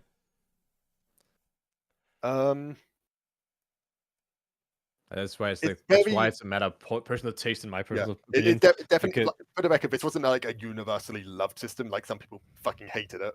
Oh, I see. But I'd say the main positive was like, first of all, having these really cool extras on top of the class already. I'm trying to think of like a specific example. Well, my personal thing that I loved about it was the fact that it reinforced the class fantasy. Oh, like, I mean, a lot, a lot. Yeah, that is like obviously like the main fuck ton. I think we spoke about it during like the relic thing that that is something we do miss, like having more like flavor when it comes to this stuff. Yeah, and especially because like they weren't holding back with this system as well with like the lore implications of it. For example, like there's the classic Retribution Paladin getting the fucking Ashbringer, which is like one of the most iconic weapons in Warcraft lore. Yeah, they basically just allowed you to have main character protagonist syndrome. Yeah. They weren't afraid of that. They're just like, all right, fuck it. You're the warrior. Like you are the warrior. Damn. Sure, literally everyone has this exact same weapon. Fuck it, whatever. But I was trying to think more on the gameplay like aspects of what it helps, and it is just like these small incidental upgrades that you get, which is like, oh, my class is now a little bit different. Oh, I see. And like, and another thing is also every single weapon also had its own ability tied to that weapon, themed on that weapon as well. But are they still using that system or no? No. they binned it after the first expansion. That's well, isn't it kind of a shit system then if it was no longer used? No, again, you avoid this pitfall of this happening, which is what I'm saying with taking inspiration from it but not copying it directly. They need to learn from the mistakes of what happened with it. And I think the main powerful aspect is, like I said, this whole like slottable customization thing where you can make these minor changes, which is this proposed like materia idea I had, could potentially be the area to focus on and the lesson to have learned from it. So you would want to see like a reworked materia system or something along those lines to give more customization. I think that's the most realistic change they could make to like gearing, even, which like I still think fall under it. But when you say realistic, do you still expect them to potentially do it or not? Because I'm kind of thinking, to be honest, I feel like they're not gonna change the gearing at all because it's working, right? So it's kind of like if it ain't broke, don't fix it or whatever the saying is. I don't expect there to be even like any changes apart from very minute stuff. Yeah, But I think it's in the realm of like if they were to change something. it's still fun to It'd be Kind of speculate. cool to have, Yeah, it would be kind of cool to have class specific material. Yes, that too. And that could you could have a holy material on Y Mage. That's an FF7 reference right there. That is so funny. I was gonna say there's also But I wouldn't use there's it though. also I don't want to get impaled by a. Oh, never mind. another thing that does is intentionally like encourage another economy of player interaction. At least it's like, oh, I did a dungeon and I got a black mage exclusive materia. Well, I can at least like trade it or like sell it. Yeah. Mm. Also, sorry, Yuku, I don't think we saw your question. I don't know how long it took you for waiting. We actually had a stream at one point where we talked about the relic and the whole Mandeville thing. All our take on is that just remember that Mandeville is one of the best crafters in the lore period. So no, it's not gonna be a meme. It's gonna be badass. He's gonna use his god power to create us something incredible. I think It's gonna be hype. Yeah. I believe like the quest line is obviously probably going to have the comedy of the yeah. Hills If there's Mandeville stuff. if there is no kettle riot, there has to be a kettle little quest line. But it's not going to be some like the final weapon is just some like stupid meme looking thing because, well, I think Square Enix's Rise Order designers of Square are wise enough to know that that's probably not what people want, and it's probably It would be hilarious if like the first part of the quest is you being forced to like have a meme weapon for like a few quests just for them to like, oh okay, let me fix it for you now. One system that actually reminds me of is the I say equivalent like very exclusive farmable weapons from Guild Wars, where if you go through the crafting entire process, the very first step you get is like a broken version of it. Oh, like you just get like a sword with like a dent in it, or like a shield with like a hole in it. It's like, well, fuck. Yuki, go do the Realm Reborn relic quest line. Then you understand what the kettle is. I won't say anything more than that. Yeah, it's a minor spoiler. Just try and get your Realm Reborn relic. Yeah. Trust us. or Google it and spoil yourself. That's fine too. You can do that as well. Yeah, I wouldn't blame you if you don't want to go through books. Yeah. Oh shit. But there better be a kettle though. Let's like keep that in mind. We want there to be a kettle. So yeah, so what you think, Velvet? Do you think realistically are they gonna change anything, or are they just gonna keep doing the same, boring gearing? I actually do think they're gonna do changes. You but think it's so, not. really? I think it's yeah. I do think so. But I think When? it's gonna happen at when? Yeah. Yeah, that's what I was gonna get into. I think it's gonna take a long time.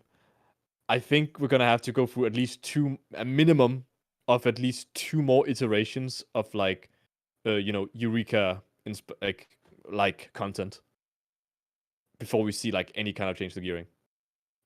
So you think it's not gonna be? You don't think this is gonna last forever? This current system, basically. No, I don't think, because I actually don't think it's sustainable. Really? Why not? Can you elaborate? The reasons why I don't think it's sustainable is that eventually, like when the game reaches the same status, and it will, by the way, I'm pretty certain it will eventually reach the same status as WoW in the gaming sphere, is that eventually the game will be primarily living off of the veteran player bases. And if the veteran player base doesn't get stimulated through changes, then eventually they just won't play. Then like the only thing that keeps them attracted to the game is going to be, the nostalgia and the fact that they love the franchise. I.e., people who always buy every Call of Duty, i.e., people who always buy every Final Fantasy, people who always buy every whatever game, right? Yeah.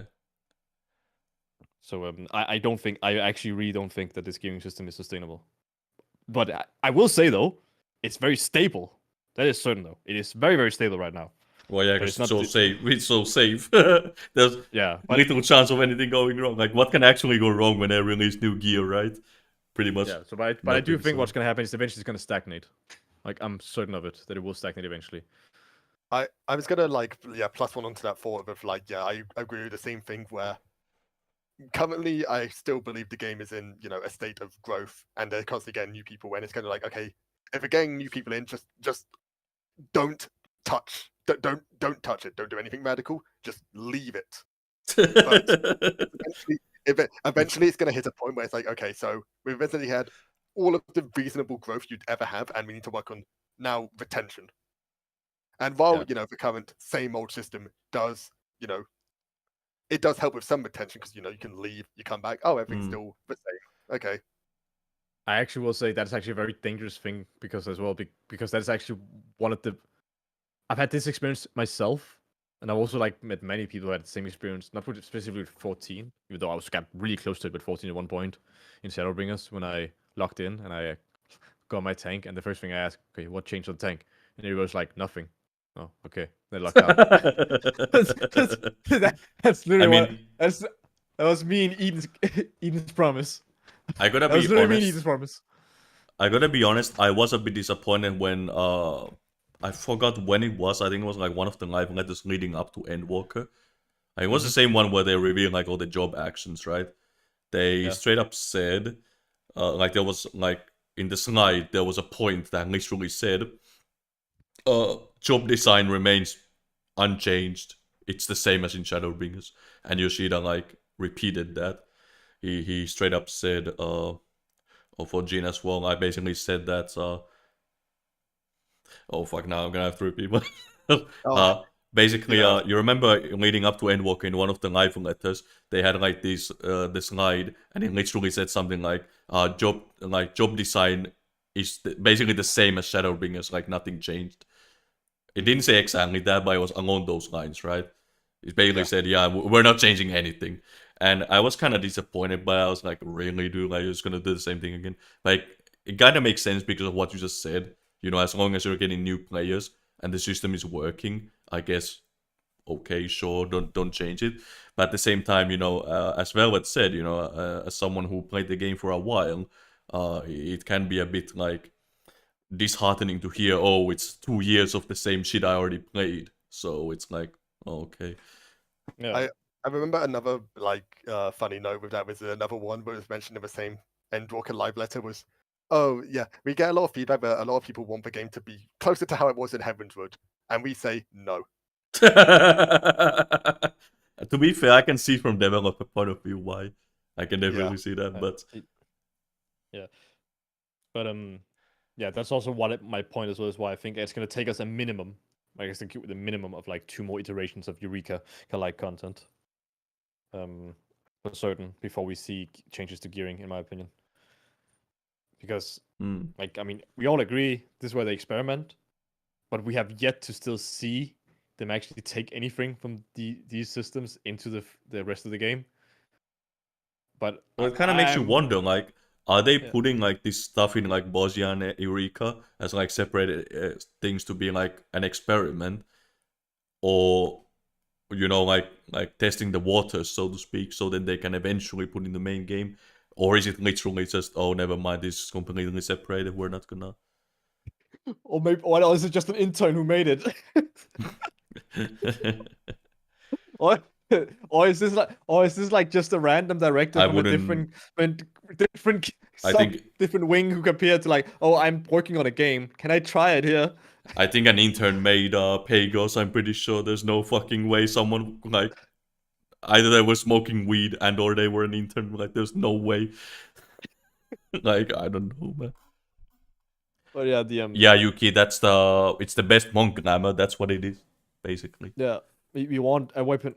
Oh my god, is it too much to ask for a weapon like that for every class? Or just some variation of kettle, or yeah, or just give oh my god, give giant fork to Dragoon, a spoon, dual wielding spoons to Ninja. There's the Moogle weapon though on Dragoon. Yeah, there's the Moogle fork. Yeah. Oh right, the Moog fork. Let's have a more glowy version.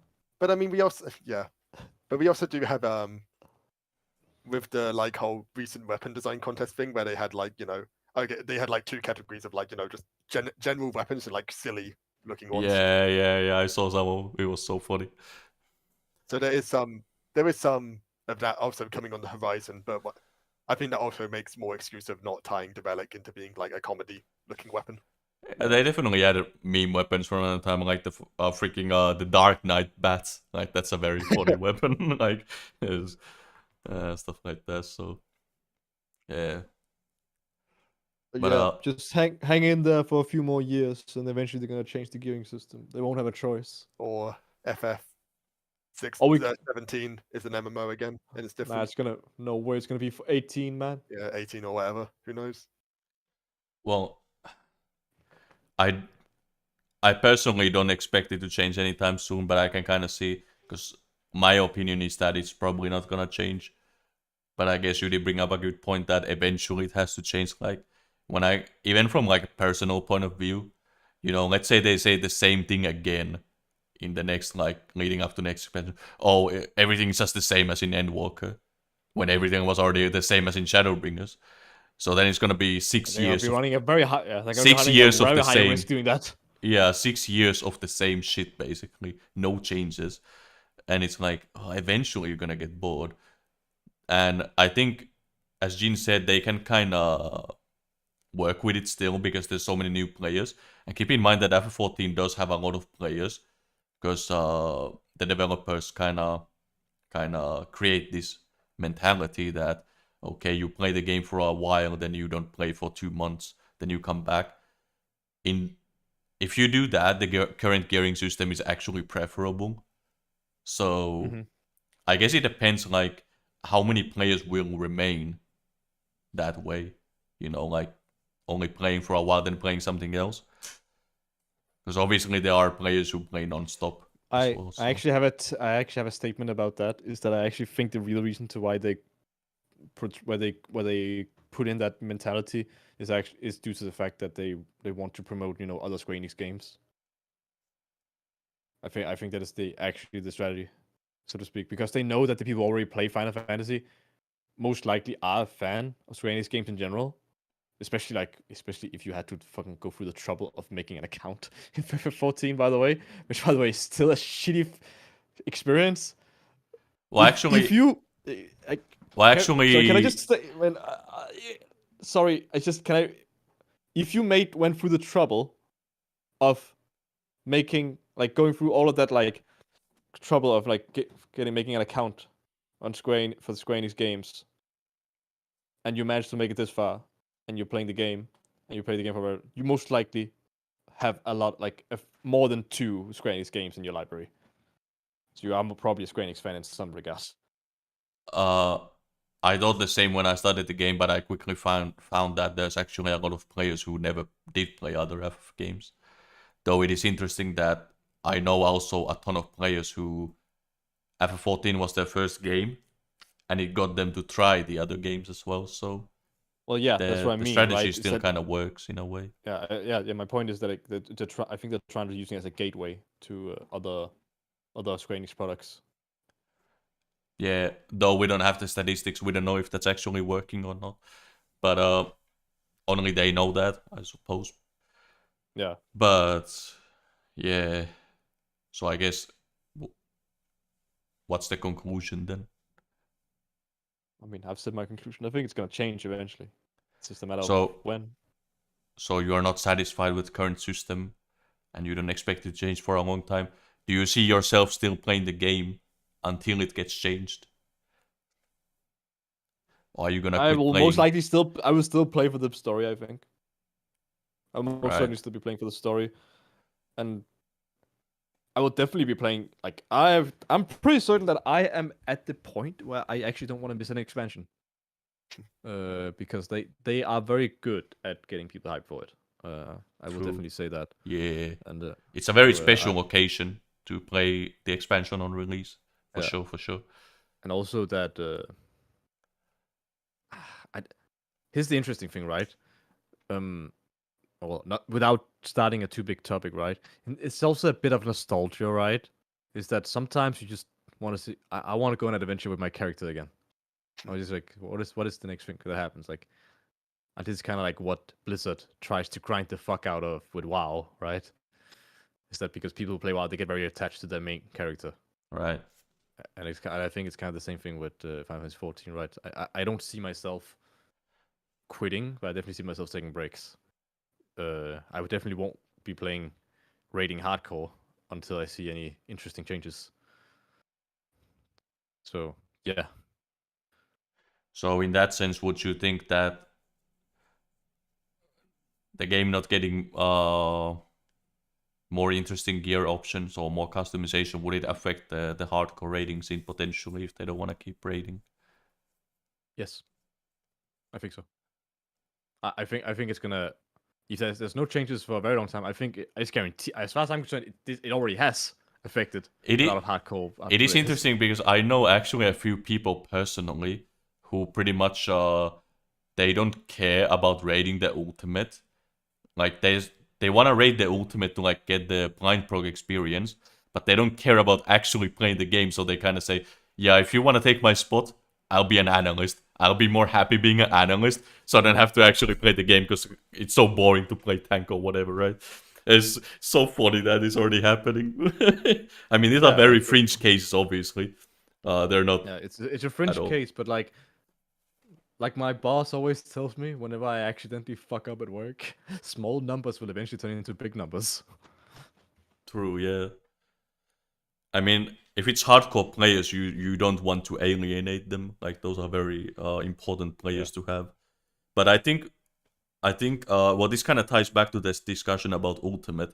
As long as the ultimates will keep like remain, because that's a lot of hardcore players I know. They're very enticed by the ultimate, right? Mhm. And that's kind of just how it is. So, but maybe if at some point the ultimates won't be as good as people expect, that's probably when you start to see the effects of this first. I mean, this already kind of happened when they had that long delay. I mean, I remember certainly, like, I think a lot of you guys remember when we were all enticed into the entangled into the ultimate circles of players. Very common thing that I heard very often, at least, was that somebody casually mentioning that, oh, it would be so cool if they added like, I don't know, a mount to ultimate or something, right? Right. Or like something extra. I mean, someone said that instead of being a cash shop, the Crusader should have been viable with one Colossus totem. That would have been so. Yeah. I mean, I think it's fair, but I think it's very, very. It doesn't take much to alienate the hardcore player base. That's the thing, though, right? I mean, people were happy about the adventurer plates, which is kind of funny. Like that just tells you how much the fucking hardcore players want something out of their content when they're happy with adventure play. I mean, also me and Baker can actually apply a actual real story to this topic as well, because if you remember back with Eden's Promise, when literally the week it was announced that Ultimate wasn't happening, that expansion, we were like, well, do you want to do weekly still? It's like, nah. Yeah, our static stopped raiding until the Endwalker, I think, pretty much.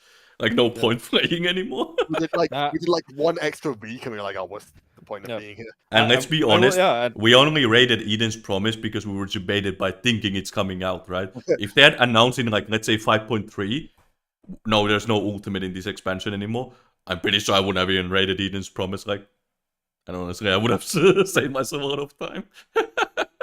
Yeah, and as far as I'm concerned, that's like a shadow of what's to come, in my opinion. Because like if they end up like diverting resources away from Ultimate, because I don't know, grand experiment with the main scenario or something, right?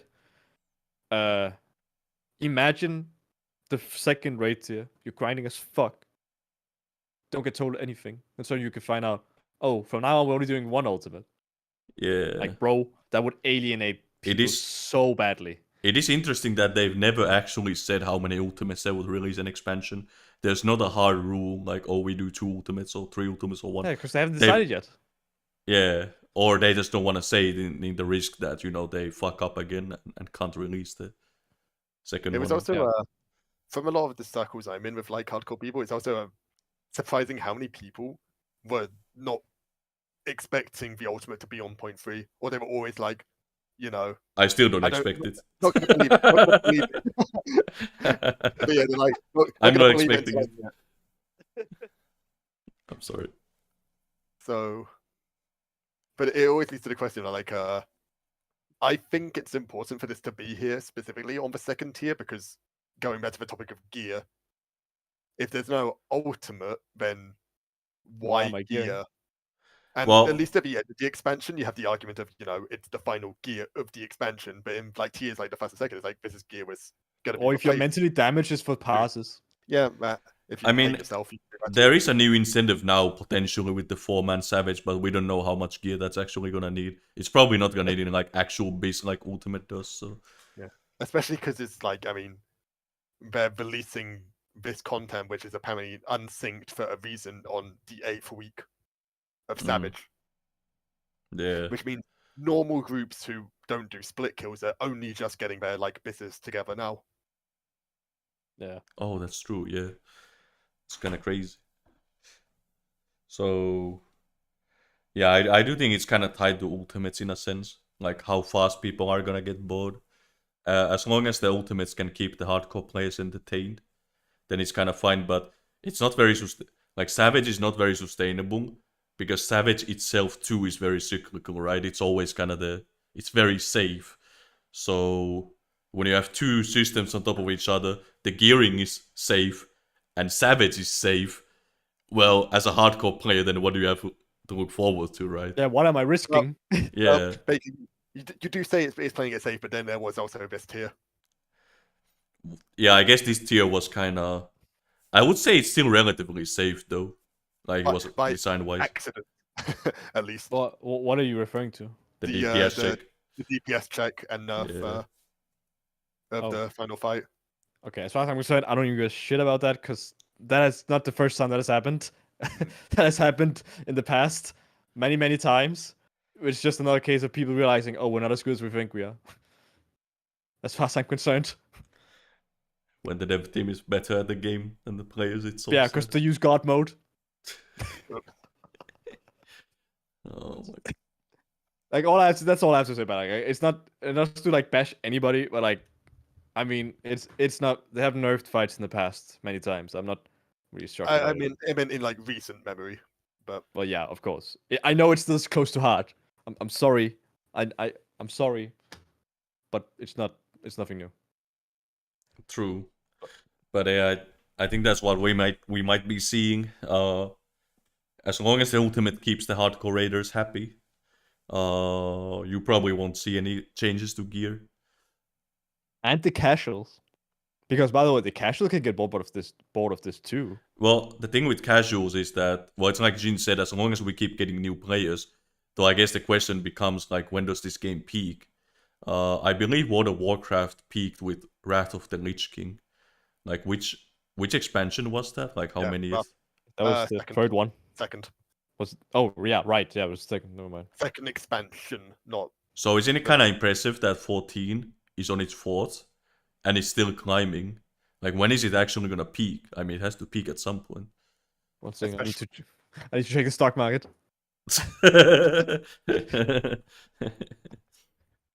But yeah, What is it's cold on the stock market even? it's kind of crazy to think about. Like, realistically, I would almost say 7.0. I think 7.0 might be or even 6.0. I don't know. It's kind of crazy. Yeah, wait, what? Oh, you mean the peak? Yeah, because I don't think we're growing right now, or are we? I'm not sure. I actually haven't checked. I haven't seen the stats either. Because Shadowbringers was interesting, because Shadowbringers did keep growing. Like 5.1 was way more. Then you had 5.3 during Corona and shit. Like it just kept going up and up. But I don't know if this is the same with Endwalker. Oh, Square Enix stocks are so cheap. Wow. But they're only like they are like the quarter of the value of Activision Blizzard. Well, Yeah, there sorry, you go go. Yeah, you had some investing advice on the stream. I don't know. By the way, so funny. I do actually recommend investing in video game companies right now because Christmas is approaching, which means like when Christmas hits, the price is gonna. Velvet is not a professional investor, and we are not liable for any losses on the stock market. Yeah, I wouldn't put too much stock in there.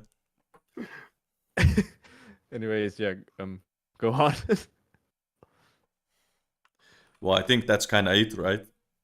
So I guess to summarize it at the end, yeah, we as veteran players are maybe a little tired of the gear progression and lack of customization, but we still play the game, so we're still kind of happy with it for now. But I think, for sorry to interrupt, but I think the main point is that it's like, we're just looking for improvements. I don't think it's an awful system they have going on. It works. It's just it could always be improvements, and yeah, it's just stale. Not bad, just kind of stale. yeah. It's like if you are a new player watching this, it's kind of like it's very easy to not think about it this way if you, let's say, started in Endwalker or even in Shadowbringers, because it's still relatively fresh for you, right? But it's kind of like when you go through the same thing like 15 times, at some point it's gonna be like, bruh, I just want something. I need something to stimulate. Yeah. So that's kind of where we are. And keep in mind, by the way, the funny thing is, we are not even like the worst case scenario because we started in Heavensward. Imagine those motherfuckers who started in like Beta or like Realm Reborn. I mean, those people have been playing for my almost God. 10 years. That actually brings an in because And I have they're a few still friends who played it. so- Yeah, I have a few friends who played in Reborn, and actually I've never really quite asked their opinion about this. Actually, it would be an interesting thing to like talk about at some point. Maybe like if we can maybe get like a stream where we have like mega veterans. I get a mega veteran and in here or something. Yeah, that could be interesting. Like we do know some. a boomer stream. Yeah. But so yeah, but we expect it to change at some point, but don't expect it anytime soon. And do we still have anything more to add or to TLDR? Do you think you're gonna have children by the time they change the gearing system?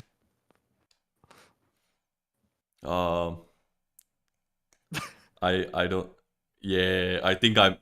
Unironically, I do think I might have a kid by the time they finally change it. I would say that's very realistic. How old do you think he's gonna be? Oh well, How do you do you think they're gonna be by the time? Do I look like I have a crystal ball, man? Like, are you kidding me? My guess, I'm gonna have a 5-year-old kid by the time. Wow, that's optimistic. Maybe not that. Yeah. No, I'm just kidding. They're gonna be. Well, a realistic. I think you already said it, but maybe like 8.0 might be a realistic one or 9.0. I mean, there is of course the question of will they just scrap the game and make a new MMO at some point, right? Because I mean, FF14 has a lot of issues. Like, let's not even get into like the game engine, which is like barely functional, like wrapped in duct tape, basically. Like, it's not working. So Modding stream. imagine, Anybody? Should we find a modder and like talk about it? Imagine being a programmer or like a designer, and you get pulled into like SE and work on an FF14. Like, holy shit, man! Like the amount of stuff you have to learn to work with this shit. It's like, yeah, like It's always been the problem with companies that uses in-house engines and they refuse to use standardized stuff. It's just harder to get developers in. And FF14 is especially a bad case because the engine is just. I mean, they have optimized it over the years, obviously, but yeah, but like you can't really. It doesn't really matter if like if the system is just like if the interface is just so completely different from everything else that you educate yourself for. But yeah, we're getting pretty sidetracked here. But the point. Well, side note, this is the same problem the CD Projekt Red had with Cyberpunk because they refused to use Unreal at the time. Anyways, yeah, go on. Yeah, getting a bit sidetracked, but TLDR, yeah. Hopefully they put some changes in the next like some years and. Oh. Sorry. Well, it's a good time to stop because the internet is lagging. No, it's because I need to end the stream, so I had to open Chrome. Oh. And it caused me to lag. It's so sad. My internet is so bad. Opening Chrome makes me lag. But yeah, so that's pretty much it. Yeah, I hope. It's actually kind of interesting because Oh, so actually no, sorry. I don't want to get too into another tangent. We should just finish it here. Sorry, but yeah, if you for those watching, I hope you enjoyed. And again, I appreciate the chat. And we stream. The next stream will most likely be. I was thinking potentially streaming the 4-man Savage, maybe. So we'll see. That might be a thing. But I'm not gonna make any promises because there's like a problem with scheduling there and stuff. But yeah, that might be a thing. So, anyways, nonetheless, we're gonna stream the same time, Sunday, 5 p.m. GMT, 10 a.m. PT. So look forward to that, and thanks for the chat. Thanks for watching, thanks for listening, and thanks for chatting. And don't forget to subscribe, like, and press the bell notification. Yeah, So you man. can pay attention to the next time that Baker Yeah. uploads a video and the next time you stream. Yeah. And don't forget to follow the Twitch account too, in case you were watching on Twitch. Also, if you were watching on Twitch and you were chatting to us on Twitch, I'm sorry I didn't have the chat open. So I don't know if anybody was saying anything there. Oh yeah, I need to put a fix on. But yeah, that's been all. Yeah, have a nice day. Enjoy, guys.